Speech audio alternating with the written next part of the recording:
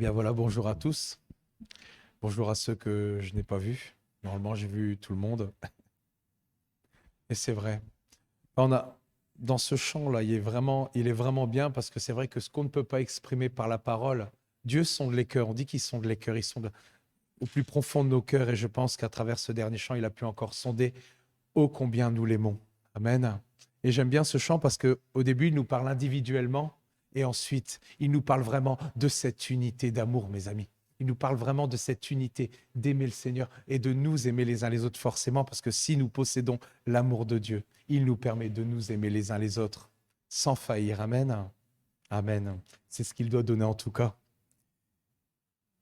Et c'est vrai, je veux rendre grâce à Dieu en toutes choses.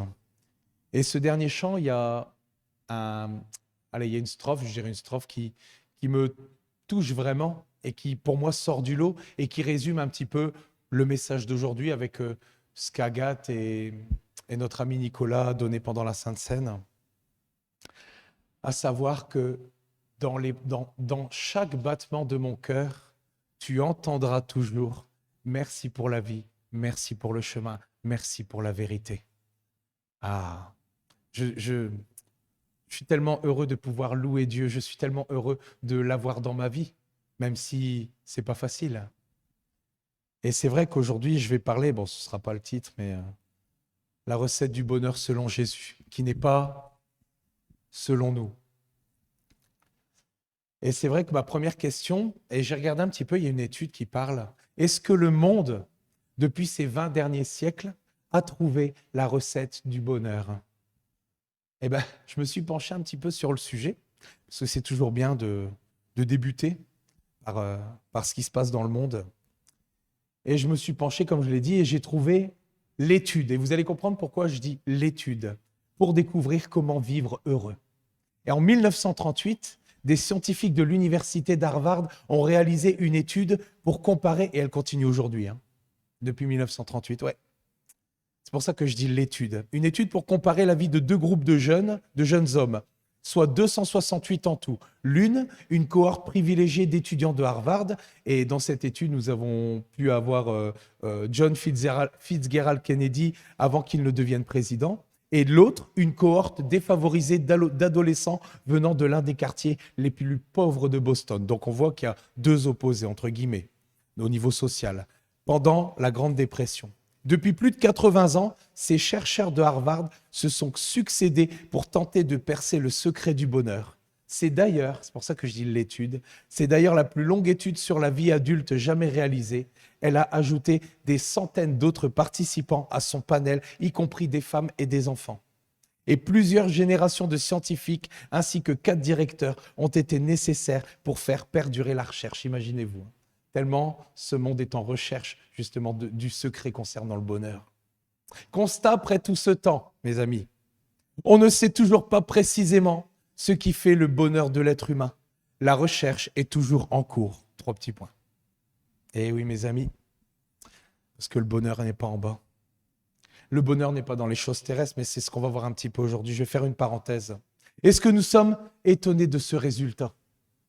La clé du bonheur n'est pas dans ce monde, ni dans les choses du monde. Car celui qui y règne actuellement n'est autre que le prince de ce monde, c'est-à-dire le diable. Et cela, vraiment, à travers tout ce que je peux voir, me peine de voir autant de gens malheureux, attristés, abattus. Triste. Et savez-vous que justement la France détient le triste record mondial des plus grands consommateurs de psychotropes, de tranquillisants et d'antidépresseurs qui servent, et c'est un terme, qui servent de béquille pour supporter cette vie ici-bas. Et je le constate aussi tellement autour de moi. Et je croise au travail ou dans la rue. Combien de fois, c'est vrai qu'on dit toujours que notre visage est comme un panneau publicitaire.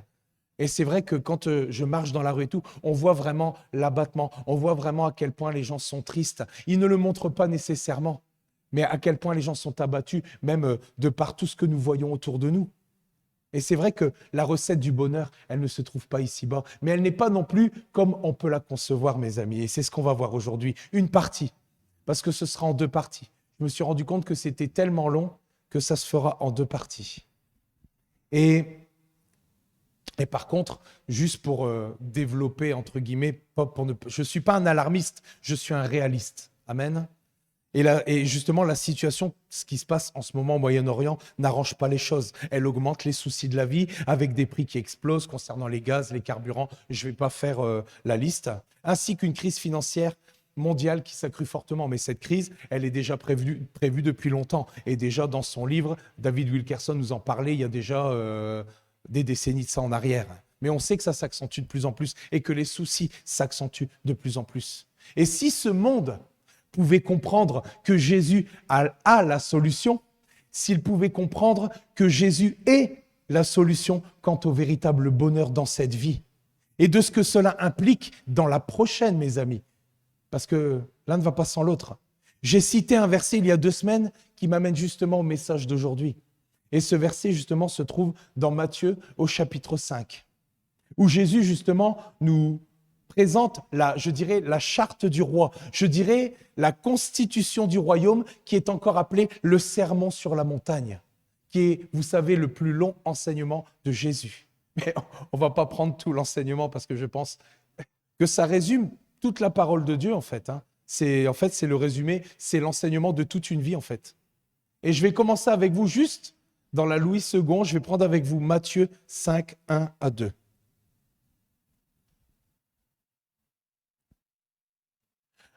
Voyant la foule, Jésus monta sur la montagne, et après qu'il se fut assis, ses disciples s'approchèrent de lui, puis ayant ouvert la bouche, il les enseigna. Oh, il y a le édit, il les enseigna. Ce sermon, mes amis, mérite toute notre attention. Certains de ces passages se retrouvent également dans d'autres chapitres, et c'est pour ça que je disais que cet enseignement, en fait, représentait, je dirais, l'intégralité, l'essence de la parole de Dieu. Et on les retrouve dans les autres chapitres de la parole de Dieu, car Jésus avait pour coutume de répéter les mêmes vérités du royaume en développant à chaque fois certains points. Et d'ailleurs, vous savez quoi? Ça ne change pas, parce que comme on dit souvent, enseigner, c'est répéter. Et là, on a l'exemple parfait qu'il l'a fait aussi. Amen. Alors, que disait Jésus concernant la recette du bonheur? Ces promesses de bonheur, qui ne sont pas selon même notre conception du bonheur, je dirais, est aussi appelée béatitude. Et je vais prendre avec vous le texte et qu'on va commencer à décortiquer aujourd'hui, mais qu'on reprendra dans 2 semaines. Et je vais d'abord tout vous lire d'un coup. Matthieu 5, 3, 12 dans la version Louis II. Heureux les pauvres en esprit, car le royaume des cieux est à eux. Heureux les affligés, car ils seront consolés. Heureux les débonnaires, car ils hériteront la terre. Heureux ceux qui ont faim et soif de justice, de la justice, car ils seront rassasiés. Heureux les miséricordieux, car ils obtiendront miséricorde. Heureux ceux qui ont le cœur pur, car ils verront Dieu. Heureux ceux qui procurent la paix, car ils seront appelés fils de Dieu. Heureux ceux qui sont persécutés pour la justice, car le royaume des cieux est à eux. Heureux serez-vous lorsque l'on vous outragera, qu'on vous persécutera et qu'on dira faussement toutes sortes de vous, toutes sortes de mal à cause de moi. Réjouissez-vous et soyez dans l'allégresse. Et cela, c'est quelque chose qui est important et c'est l'objet d'un message que je ne développerai pas aujourd'hui. Parce que votre récompense sera grande dans les cieux, car c'est ainsi qu'on a persécuté les prophètes qui ont été avant vous. Et le terme heureux, je ne sais pas si vous avez remarqué, j'ai parlé d'être heureux à 9 reprises. Et le terme heureux revient 9 fois au début de cet enseignement de Jésus. Cette formule est fréquente dans l'Ancien Testament, surtout dans les proverbes et dans les psaumes, où d'ailleurs même les psaumes débutent dans le psaume 1, « Heureux l'homme », et décrit la situation de celui qui est approuvé de Dieu et qui en retour reçoit sa bénédiction. Et commencer un sermon de cette manière suscite l'intérêt, car qui ne veut pas être heureux? Qui ne désire pas être heureux? On voit que dans le monde, la recherche est encore en cours. Et ils n'ont toujours pas trouvé ce qui fait réellement le bonheur de l'homme. Amen. Mais nous, on le sait. On a une idée de ce qu'est le bonheur en Christ. Et on en a parlé tout à l'heure. Agathe en a parlé et Nicolas nous en a merveilleusement bien parlé pendant la Sainte Seine, mes amis. Et comme dit plus haut, l'homme est en perpétuelle quête du bonheur, mais rare Rares sont ceux qui véritablement sont satisfaits de la vie. Amen. Ou beaucoup, c'est dans les apparences. Mais une fois qu'on atteint les coulisses, on voit que c'est un autre son de cloche. Vous voyez ce que je veux dire? Parce qu'on marche beaucoup dans l'apparence dans ce monde. D'ailleurs, ne sommes-nous pas constamment submergés par des publicités offrant de nous distraire et vantant le plaisir de tel ou tel produit, vantant le plaisir de telle ou telle chose? Mais Dieu qui nous a créés, lui, il sait de quoi nous avons véritablement besoin. Il sait ce qui va nous rendre heureux et il sait ce qui va nous apporter réellement une satisfaction, non pas éphémère, mais une satisfaction durable. Amen. Et ici, le mot grec traduit par heureux signifie aussi, et on le voit dans certaines versions, bienheureux. Et en fait, pour une fois, je vais prendre le terme, c'est makarios, qui veut dire être béni ou parfois être enviable. Être enviable, mes amis. C'est-à-dire tellement heureux que l'on vous envie. Et en réalité, nous devrions, nous chrétiens, avoir une telle joie que notre prochain devrait vouloir ce qu'on a. Amen. Amen.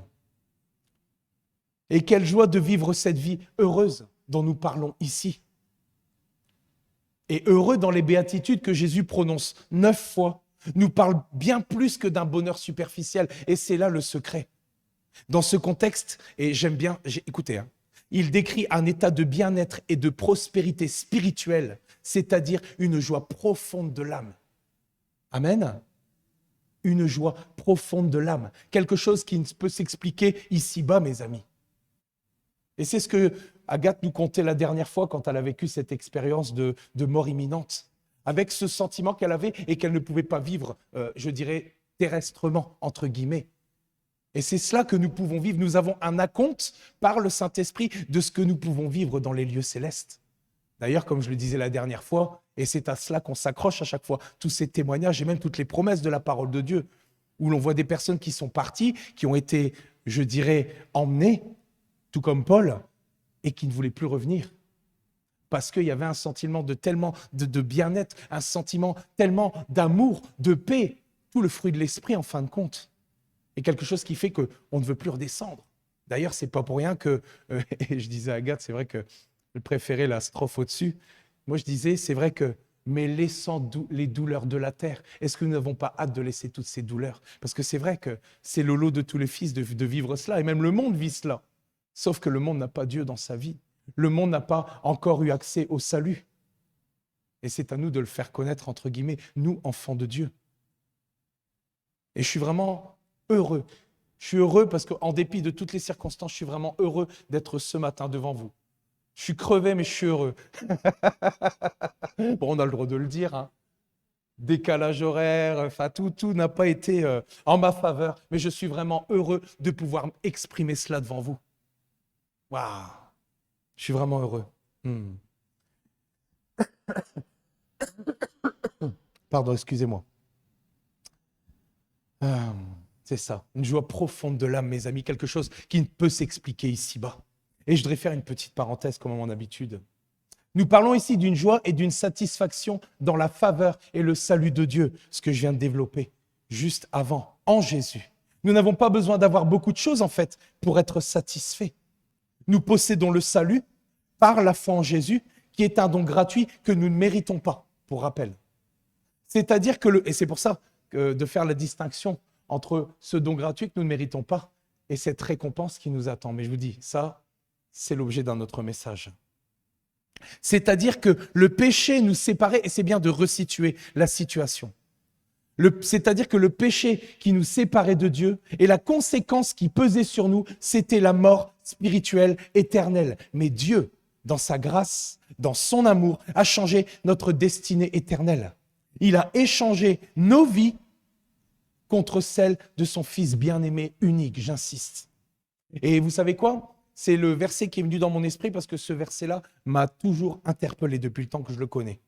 Ésaïe 53 nous dit « Il a plu à l'Éternel de le briser par la souffrance. » Et je me posais la question de savoir « Il a plu à l'Éternel de le briser par la souffrance. » Non pas que cela plaisait à Dieu, loin de là. Mais il n'y avait que cette solution, mes amis.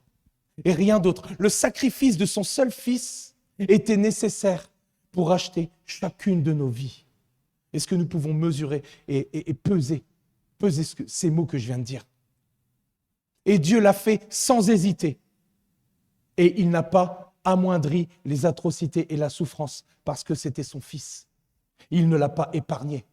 Et vous savez quoi? Vous pouvez le lire, Ésaïe 53, vous verrez ô combien il a pris le châtiment, je dirais à fond, je n'ai pas d'autres mots sur le coup, mais vous m'avez compris. Il n'a pas été épargné parce que c'était le Fils de Dieu.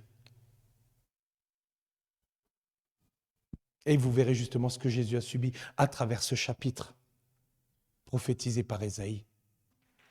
Et certainement ce que le Père aussi a dû subir dans son cœur, parce que je ne pense pas qu'il était insensible à ce que était en train des atrocités que Jésus était en train de vivre ici-bas. Mais il l'a fait parce que l'amour est plus fort que la mort. Amen. L'amour est plus fort que la mort. Et l'amour a donné sa vie pour nous, mes amis. Donc je répète, nous n'avons pas besoin d'avoir beaucoup de choses pour être réellement satisfaits. Nous possédons le salut.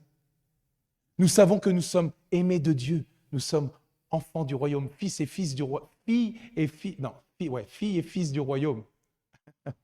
Nous sommes enfants de Dieu, enfants de la bénédiction. Nous sommes nés de nouveau et nous allons passer l'éternité avec Dieu, mes amis. En commençant par le règne de 1000 ans qui vient bientôt, qui vient certainement bientôt. Je ne sais pas quand, mais on s'en rapproche.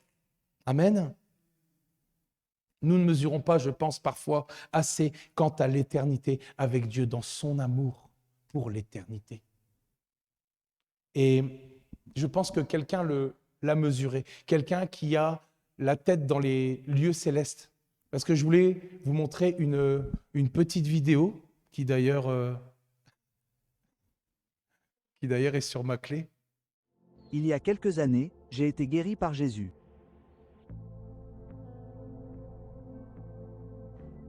Et non, je ne suis pas schizophrène. J'ai un handicap, d'accord, un seul. Mais j'ai été guéri par Jésus. Et bien souvent, lorsque nous prions pour la guérison de quelqu'un, nous pensons que ce sont les problèmes qui doivent être changés. Ce sont les circonstances qui doivent être changées. Ce sont les obstacles qui doivent être changés. Mais que se passe-t-il si c'est l'esprit intérieur de la personne qui doit être changé?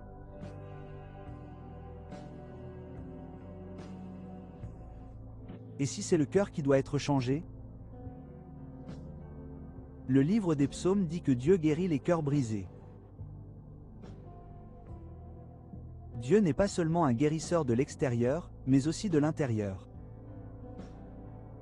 Il n'avait pas besoin de guérir mon corps. Je n'avais pas besoin de sauter de cette chaise. Il fallait qu'il guérisse mon cœur. Et il l'a fait. Et maintenant, je ne veux même pas d'un corps normal. Je ne veux même pas vivre la vie que tu vis. Parce que j'aime ma vie. Parce que j'aime mon Jésus. Je t'aime. Que Dieu te bénisse.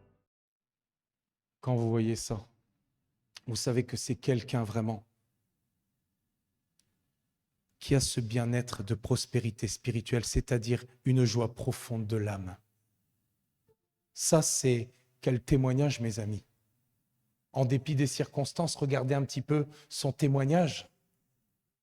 Moi, quand je vois cela, je ne peux que relativiser. Et on a vraiment un Dieu qui est extraordinaire. Et vous savez quoi? J'aime le chant que nous avons fait tantôt et qui nous dit, vous savez quoi? Que si nous perdons quelque chose sur la route de cette vie, et cela peut être à tous les niveaux, ce chant nous dit, pense au divin héritage qui là-haut, je rechante, qui là-haut te reste encore. Et je pense que cet homme que nous avons vu ne regarde pas les choses avec un regard humain, je dirais. Il voit, vous savez quoi? C'est ce qui est venu dans mon cœur. Il voit, je dirais, plus loin que le bout de son nez. Et vous allez comprendre pourquoi je dis ça. Cette expression est venue dans mon esprit et j'ai regardé sa signification. Cette expression décrit une personne qui se concentre uniquement sur le présent, sur l'intérêt immédiat ou sur les choses présentes et n'anticipe pas les effets sur le long terme dans le futur. Imaginez-vous une simple expression venue dans mon esprit qui prend tout ce sens-là. Et c'est vrai que nous ne comprenons pas toujours le fait que la parole de Dieu nous dit que, indépendamment de nos circonstances, nous devons être toujours joyeux, toujours heureux et stables. C'est certainement, pourquoi? Parce que ce n'est certainement pas avec nos yeux naturels que nous devons voir les choses. Amen. Et j'ai un verset parfait pour cela, qui prend encore plus de sens. Je vais prendre avec vous dans la Bible Semeur 2 Corinthiens 4, 17, 18. En effet, nos détresses présentes sont passagères et légères par rapport au poids insurpassable de gloire éternelle qu'elles nous préparent. Et nous ne portons pas notre attention sur les choses visibles, mais sur les réalités encore invisibles. Car les réalités visibles ne durent qu'un temps. Elles sont temporelles, mais les invisibles demeureront éternellement. Et vous savez quoi, j'ai compris une chose, un petit truc en plus par rapport à ce verset en préparant ce message. C'est que les réalités visibles qui ne durent qu'un temps ne parlent pas seulement, parce que des fois on en parle pour parler des biens terrestres. Ne parlent pas seulement des biens terrestres, mais des épreuves, des détresses, des difficultés que nous pouvons vivre au quotidien. Ou à certaines périodes, ou dans certaines saisons de nos vies. D'ailleurs, pour cet homme-là, c'est toute sa vie la saison. Et le Seigneur nous dit que malgré toutes les circonstances, notre attention doit être constamment fixée sur les réalités d'en haut. Sur les réalités encore invisibles, car les visibles sont temporels. Mais les invisibles, mes amis, demeureront éternellement. Amen. Je ferme cette parenthèse. Mais quand on regarde la parole de Dieu et on la parcourt, on se rend compte que Dieu n'a pas dit qu'il nous éviterait les tempêtes. Dieu n'a pas dit que nous aurions une vie comme un long fleuve tranquille. Et on en parlait la dernière fois. Et il ne faut pas avoir peur de le dire. Mais ce que Dieu a promis, c'est qu'il serait avec nous pour traverser chaque tempête. Il serait avec nous pour traverser chaque saison de notre vie. Il serait avec nous tous les jours jusqu'à la fin. Voilà ce que Dieu nous a promis. Et comme en parlait Agathe, et c'est ce qui est arrivé pour Joseph, c'est ce qui est venu dans mon cœur tout à l'heure, c'est que Dieu a fait concourir le mal, a changé le mal en bien pour Joseph. Et c'est ce qui se passe aussi avec nous. C'est que Dieu, justement, se sert des circonstances, se sert parfois de ce que l'ennemi fait pour changer notre cœur. Et c'est un processus. Et croyez-moi que je me rends de plus en plus compte. Mais c'est pour ça qu'on doit mesurer quand on dit « Seigneur, je te suivrai ». Je te suivrai quand ma foi est profonde, mais je te suivrai aussi quand le doute est là. Amen. Au début, ça dit quoi? Je te suivrai quand le soleil m'inonde et je te suivrai dans la vallée de l'ombre et de la mort. Donc, c'est ça qu'il ne faut pas perdre de vue. Mais je réclame quand même parce que, comme on dirait, c'est vrai que parfois on parle des miracles, on parle des choses qu'on veut voir de la puissance de Dieu. Mais vous savez quoi, j'ai vu Catherine Kuhlman qui a dit il n'y a pas longtemps qu'on voit tout cela, les jeunes voyaient ça dans l'assemblée, mais ils ne voyaient pas dans les coulisses le prix qui avait été payé. Le prix d'une consécration, le prix de sacrifice, le prix de milliers de morts qu'elle a dû subir, le prix de choses qu'elle a traversées, qu'elle a subies aussi dans son corps. Il y a eu des choses comme ça, oui, il y a eu la gloire, mais il y a eu aussi le sac et la cendre, il y a eu toutes ces morts à elle. Amen. Et ça, c'est pas facile. Ça, c'est le plus difficile. Mais Dieu, mes amis, et Agathe l'a dit parfaitement tout à l'heure, il change le mal pour le faire concourir vers le bien. Et quand on dit que Dieu fait tout concourir vers le bien de ses enfants, mais forcément, ça passe aussi par ce que fait Satan, mes amis. Mais il le transforme en bien. Pourquoi? Et Agathe l'a encore dit tout à l'heure, parce que Dieu est au contrôle de tout.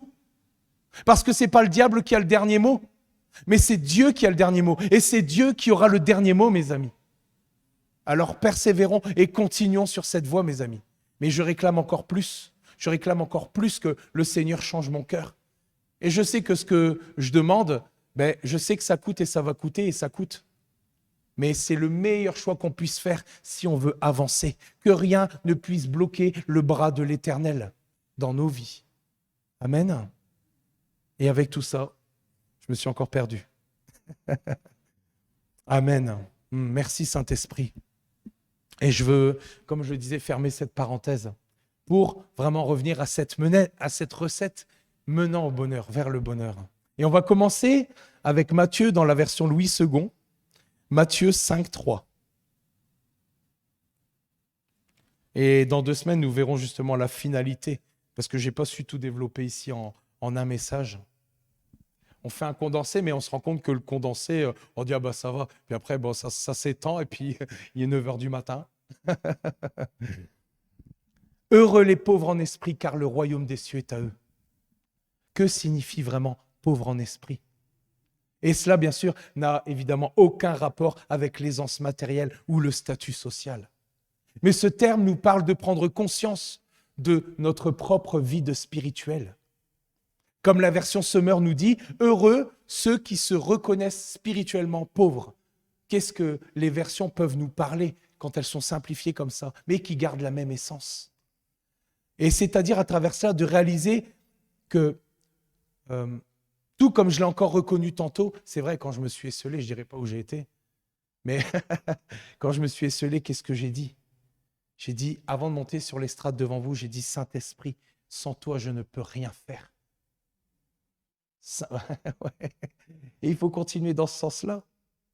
Saint-Esprit, je ne peux rien faire. Et en fait, réaliser que sans Dieu, et c'est à travers cela, réaliser sans Dieu, que sans Dieu, on ne possède rien. Sans Dieu, on ne peut rien faire d'important, et encore moins d'éternel. Jean 15 est clair à ce sujet.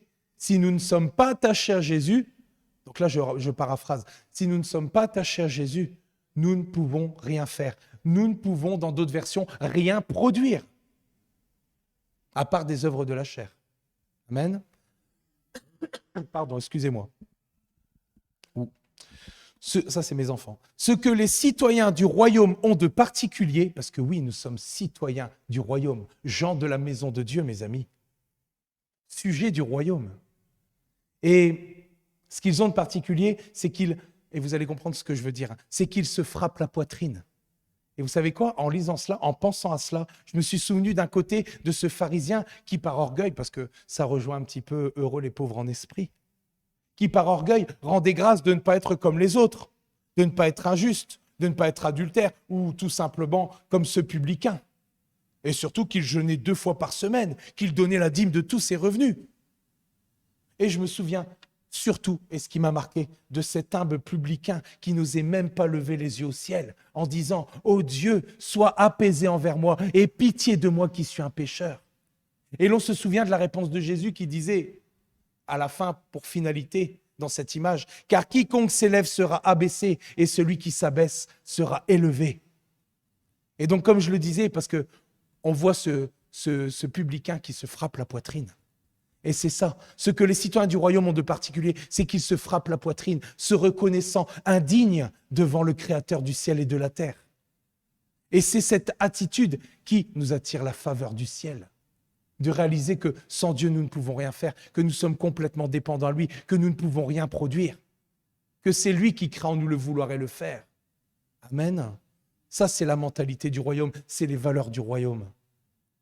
Et je vais continuer avec vous justement dans Ésaïe 57, 15, dans la version Louis II.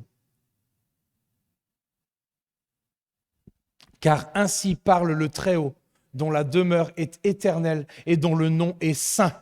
Amen.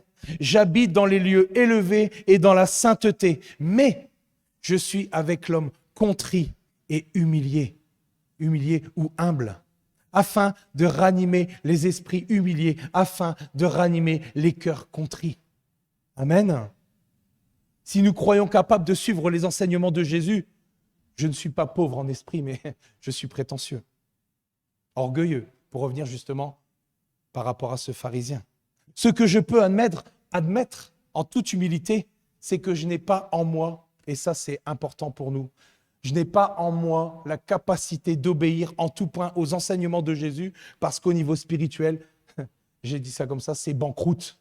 C'est banqueroute, mes amis. La reconnaissance de ma misère devant le roi des rois, c'est le premier pas vers la nouvelle vie en Dieu, vers la nouvelle vie que Dieu veut nous donner. Car seul, je ne peux pas satisfaire les exigences divines. Est-ce que vous êtes d'accord avec moi? Ou quelqu'un se sent capable de... Non, je pense pas. Et la bonne nouvelle annoncée en Jésus est que Dieu le savait très bien. Ben oui, il est au contrôle, il avait déjà tout préparé d'avance. Il avait déjà prévu un plan pour que nous devenions justes à ses yeux. Et c'est par la foi en son Fils unique Jésus qui est mort et ressuscité. Et c'est grâce à cette loi de l'Esprit, grâce, et c'est ce que tu disais tout à l'heure Nico, grâce au Saint-Esprit qui vit en moi, qui vit en toi, qui vit en vous, en chacun de nous, que tout devient possible. La loi de l'Esprit de vie nous a affranchis de la loi du péché et de la mort, mes amis. Amen. Et à travers cette première béatitude, nous pouvons prier, mon Dieu, je reconnais ma dépendance totale envers toi. Mon Dieu, je reconnais ma dépendance totale envers toi. Amen. Vous êtes d'accord avec moi? Heureux les pauvres en esprit, car le royaume des cieux est à eux. Je vais continuer avec maintenant Matthieu, dans la version Louis II, toujours au verset 4. C'est pour ça que je ne pouvais pas tout amener en une fois. Sinon, ça aurait été, je ne voulais certainement pas bâcler. Je voulais vraiment prendre le temps de le faire. Heureux les affligés, car ils seront consolés. Et en regardant bien de plus près ce verset, on peut parler de ceux que Dieu réconforte et qui se... Parce qu'on parle aussi de se lamenter, affligés, sur leurs conditions spirituelles. Et ici, Jésus ne parle pas nécessairement de larmes de deuil, comme pourrait en parler l'étymologie de ce mot, mais la consolation de Dieu pour ceux qui pleurent sur leurs péchés, sur leurs fautes, sur leurs manquements, lorsque l'on pleure sur les problèmes qu'ils ont causés, que ce soit à nous ou que ce soit à notre prochain ou à notre frère ou à notre sœur. Et Dieu nous accorde son pardon. Et le processus, c'est cela. Nous sommes profondément désolés lorsque cela arrive et nous savons que nous avons blessé le cœur de Dieu. Et lorsque nous nous repentons, Dieu nous consolera, car Dieu est justement appelé le Père des miséricordes et de toute consolation. Amen. Nous devons reconnaître que nous avons justement ce besoin de la miséricorde et de la grâce de Dieu. Et cela, c'est vrai peut-être à tant de niveaux, mes amis, mais tant que quelqu'un aime, tant que la personne se complaît dans la chose, ou justifie la faute, ou même parfois rejette la responsabilité sur les autres, alors tu ne peux pas être pardonné. Et je vais prendre avec vous pour étayer 1 Jean 1, 8, 9 dans la version Summer. J'espère que je n'ai oublié aucun chiffre. Ce serait problématique. Si nous prétendons n'être coupables d'aucun péché, nous vivons dans l'illusion et la vérité n'habite pas en nous. Si nous reconnaissons nos péchés, il est fidèle et juste et par conséquent, il nous pardonnera nos péchés et nous purifiera de tout le mal que nous avons commis. Voilà notre consolation, c'est le pardon de Dieu qui produit une joie. Encore une fois, nous sommes dans cette joie profonde de l'âme, qui produit une joie, un réconfort authentique dans notre âme. C'est le pardon de Dieu qui guérit nos blessures intérieures, parfois profondes, et qui nous permet de rétablir cette relation intime avec notre Père Céleste. Et David, vous savez quoi? David l'a très bien résumé. Extraordinaire. Et je vais prendre dans la Louis II 21, le psaume 32, 2 à 5, qui résume complètement la situation. Et vous allez voir par quoi ça commence. Et ouais. Heureux l'homme à qui l'Éternel ne tient pas compte de sa faute et dont l'esprit ne connaît pas la ruse. Tant que je me taisais, ou dans d'autres versions, tant que je taisais ma faute, mon corps dépérissait. Je gémissais toute la journée, car nuit et jour, ta main pesait lourdement sur moi. La conviction, mes amis. Ma vigueur avait fait place à la sécheresse de l'été. Je t'ai fait connaître mon péché.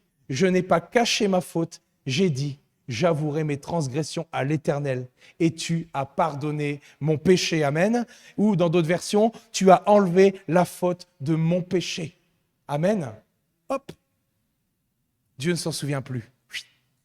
Amnésie. Façon de parler, bien sûr. Je veux continuer. Je vais prendre avec vous maintenant, dans la version toujours Louis II, Matthieu 5, 5, mes amis.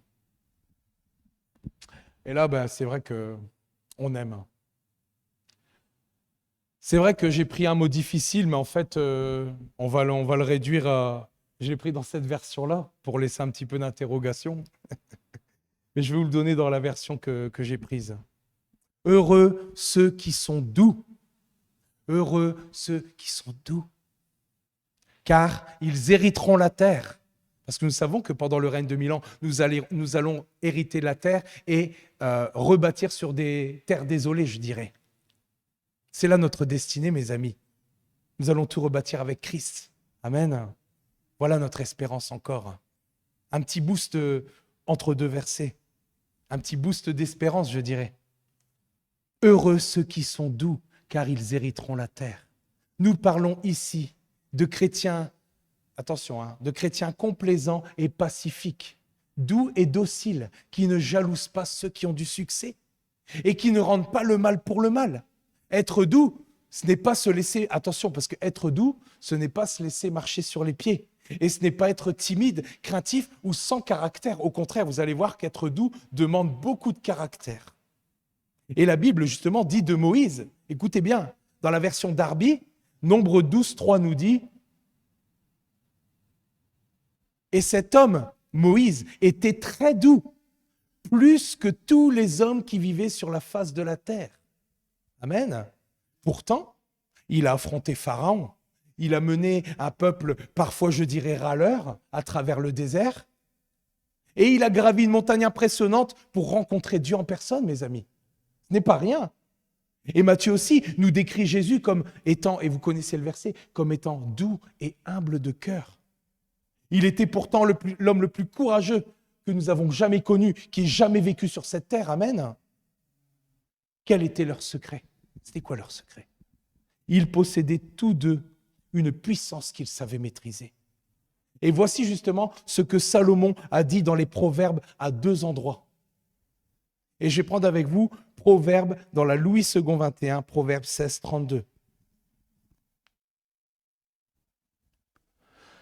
La lenteur à la colère vaut mieux que l'héroïsme. Mieux vaut être maître de soi.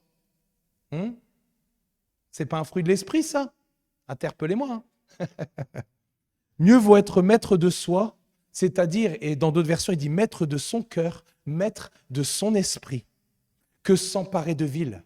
Et je vais prendre avec vous, dans la version Louis II normale, Louis II, Proverbe 25, 28, qui enfonce un petit peu plus le clou. La seconde normale. Yes. Comme une ville forcée et sans murailles, comme une ville forcée et sans murailles, et on sait ô combien les murailles sont importantes. Ainsi est l'homme qui n'est pas maître de lui-même. Amen. J'avais déjà pas beaucoup. Ça donne soif la louange. Les doux, mes amis, sont ceux qui ont le pouvoir de faire du mal, mais ne le font pas. Combien de fois on aurait pu faire du mal, mais on ne l'a pas fait? Ils ont les moyens de détruire une réputation.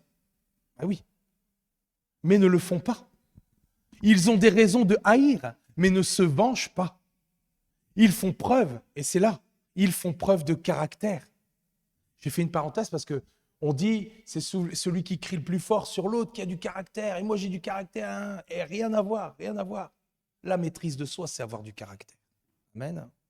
C'est cela, avoir du caractère. Ils font preuve de douceur, de force maîtrisée et employée au service du bien. Amen. Encore une valeur du royaume, mes amis, la douceur. Et je vais prendre avec vous justement 2 versets qui sont dans Romains, à 5 versets près. Romains, dans la version Semeur 12, 17, qui nous dit et qui confirme ce caractère. Ce que c'est que d'avoir du caractère. Ne répondez jamais au mal par le mal. Cherchez au contraire à faire ce qui est bien devant tous les hommes. Mais oui. Amen. C'est vrai que sur le coup, ce n'est pas le premier sentiment qui nous vient. Mais croyez-moi que ça interpelle ce genre de comportement. Et le 2e verset, qui est important aussi, dans Romains, dans la version Semeur 12, 21, qui est juste un petit peu plus bas en fait. Ne te laisse jamais dominer par le mal. Au contraire, sois vainqueur du mal par le bien. Amen. Voilà comment marcher dans la bénédiction, encore une fois, et dans la faveur de Dieu. Les doux persévèrent jusqu'à ce que le bien triomphe du mal. Jusqu'à ce que la réconciliation l'emporte sur la séparation. Après, ce n'est pas possible avec tout le monde. Mais nous, on a notre part à faire quand même. Si après, de l'autre côté, ça ne fonctionne pas, ce n'est pas grave. Parce que nous, on a fait, je dis ça comme ça, on a fait le job. On a fait ce que... Mais ce n'est pas du forcing, ça se fait naturellement parce que dans nos cœurs, l'amour de Dieu est déversé, mes amis. Il y a des situations pour lesquelles je pense qu'on ne saurait pas... comment je dirais, passer au-dessus. Mais grâce au Saint-Esprit, et combien de fois je ne l'ai pas fait, je le répète à chaque fois, mais ça marche. Demandez au Saint-Esprit de vous enlever cette espèce de boule spirituelle qui est là et qui encombre le cœur. Et croyez-moi qu'il va le faire si c'est votre désir. Dieu nous a donné le libre arbitre. Et si nous choisissons la volonté de Dieu, si nous choisissons le fruit de l'Esprit, si nous choisissons d'être libérés par le Saint-Esprit, eh bien, tout est possible. Amen. Mais il faut le désirer. Et à ce moment-là, c'est ça. Donc, jusqu'à ce que la réconciliation l'emporte sur la séparation, les doux dorment sur leurs deux oreilles, car ils placent leur confiance en Dieu. Et comme le psaume 40 nous le dit, j'ai pas pris, heureux l'homme qui place sa confiance dans l'Éternel. Heureux, encore une fois, coïncidence. En fait, on ne se rend pas compte à quel point la clé du bonheur, elle est tout près, en fait, mes amis. Heureux l'homme qui place sa confiance dans l'Éternel. Amen. Je continue. Je vais prendre avec vous, toujours dans la version normale, parce que je ne pense pas que je l'ai noté.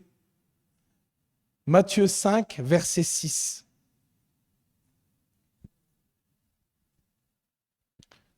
Heureux ceux qui ont faim, et c'est un petit peu aussi en rapport avec ce qu'Agathe a donné tout à l'heure. Heureux ceux qui ont faim et qui ont soif de la justice, car ils seront rassasiés. Que signifie avoir faim et soif de justice?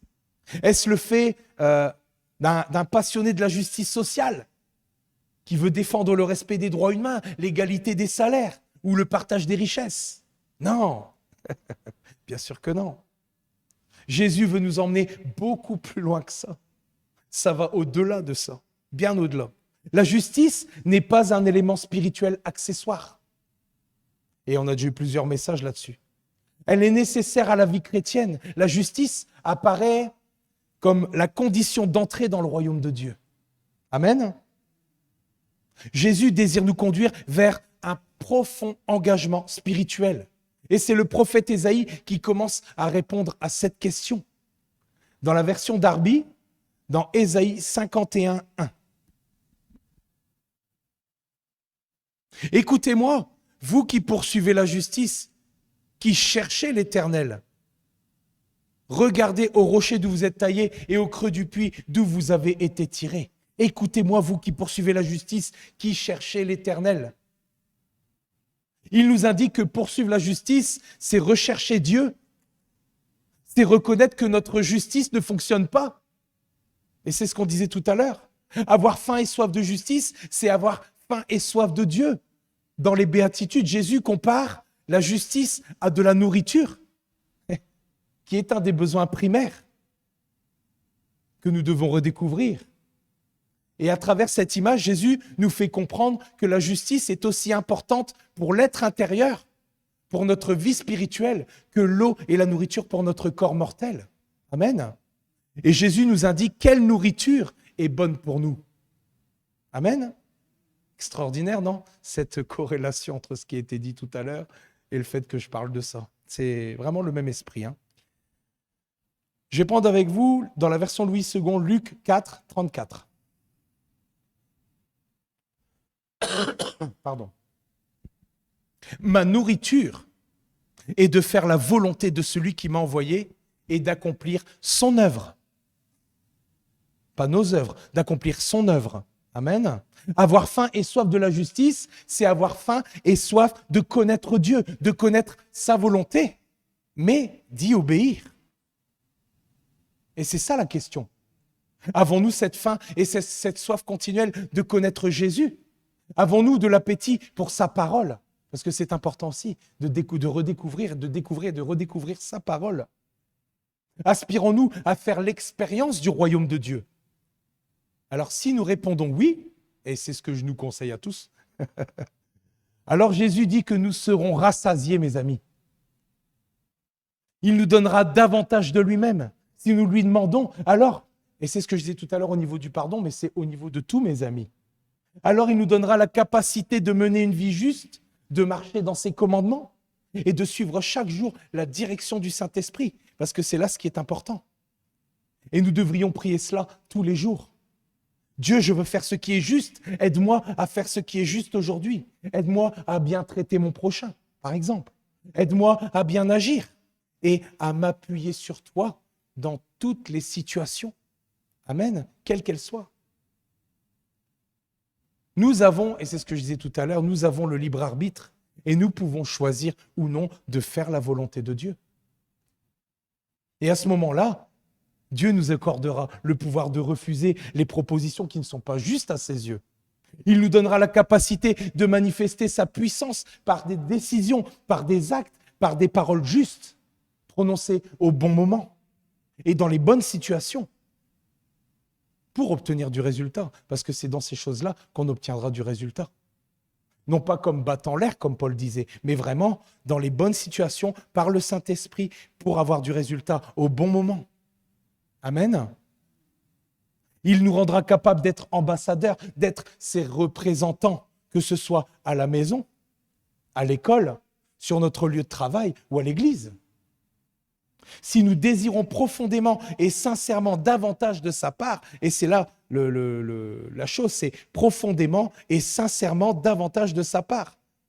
Celui qui cherche de tout son cœur, c'est celui-là qui trouve. Amen. Alors nous recevrons en abondance, au-delà de toute mesure, au-delà de tout.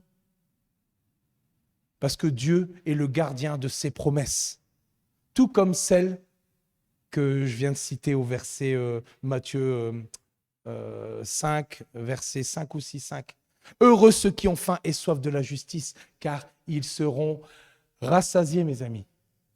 Et on parle de la bonne nourriture. Amen. Et on pourrait même paraphraser cette parole de Jésus. On pourrait la paraphraser comme ça. Heureux ceux qui désirent ardemment que la volonté de Dieu s'accomplisse en eux et à travers eux. Heureux ceux qui font de la recherche de Dieu une priorité absolue, car Dieu les rassasiera dans son royaume. Amen. Amen ou pas? Je dis ça à chaque fois, mais...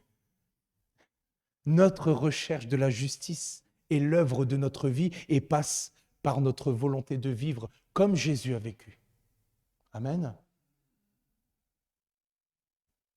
Et justement, j'arrête sur ces 4 premières béatitudes concernant le sermon. Les premières béatitudes, justement, qui ont été étudiées aujourd'hui, ne nous sont pas naturelles. On s'en rend bien compte. Ce n'est pas naturel pour nous. Et je pense que nous l'avons compris. Nous avons besoin de Dieu pour nous les inculquer. Et vous allez voir pourquoi j'emploie ce mot-là. C'est vraiment le mot qui est propice, qui est complètement approprié à la situation. Inculquer. Vous savez ce que ça veut dire? Écoutez, c'est faire entrer quelque chose dans l'esprit d'une façon durable et profonde. Quel mot extraordinaire. Nous, on parle de ça, inculquer nos enfants, instruire, on parle juste d'une instruction, mais là, on parle de vraiment quelque chose qui touche à notre esprit. On parle vraiment du domaine spirituel. On parle du royaume de Dieu, là, mes amis. Inculquer, c'est faire entrer quelque chose dans l'esprit d'une façon durable et profonde. Amen. Ce n'est pas quelque chose d'éphémère, c'est quelque chose qui va nous suivre dans l'éternité, mes amis. Amen. Incroyable. Nous avons besoin de Dieu pour nous inculquer et nous guider par son esprit. Tout ce que nous avons cité plus haut, c'est l'œuvre du Saint-Esprit en nous, tout simplement. Ce n'est pas pour rien qu'il a envoyé le Saint-Esprit. C'est pour ça que je plains ceux qui n'ont pas le Saint-Esprit. Amen. Parce que c'est lui qui fait cette œuvre-là en nous. Et nous verrons la suite dans 2 semaines, mes amis. En tout cas, j'espère que... Bon, en tout cas, ce message-là m'a encore checké. Mais je veux vraiment faire la volonté de mon Père. Je veux vraiment m'occuper des affaires de mon Père. Je veux vraiment être transformé. Je veux vraiment avoir ce changement de cœur parce que je sais que c'est quelque chose qui va, je dirais, débloquer le bras de l'Éternel, parce qu'on en parlait tout à l'heure. Mais je veux continuer dans ce sens-là. Et je veux vraiment, pour nous, que nous puissions tous avoir ce désir vraiment de changement, ce désir de vouloir être comme Jésus, ce désir vraiment d'avancer dans le plan de Dieu, parce que je pense qu'à travers les épaisses ténèbres que nous vivons et que nous vivrons, ça va être plus que nécessaire de s'attacher aux choses d'en haut, de s'attacher à Jésus et de garder nos yeux levés vers le ciel, mes amis. Parce que les choses ici-bas, ça ne va pas aller en s'améliorant. Mais Dieu nous appelle justement à être le sel de la terre, comme je disais il y a 2 semaines. Il ne nous appelle pas à être fade, mais il nous appelle à donner du goût au milieu de ces épaisses ténèbres à ceux qui sont à l'extérieur. Amen. Voilà. Alors continuons, persévérons. Amen. Soyez bénis et je vous dis à demain. À demain, 19h, pour la réunion de prière. Au revoir à tous.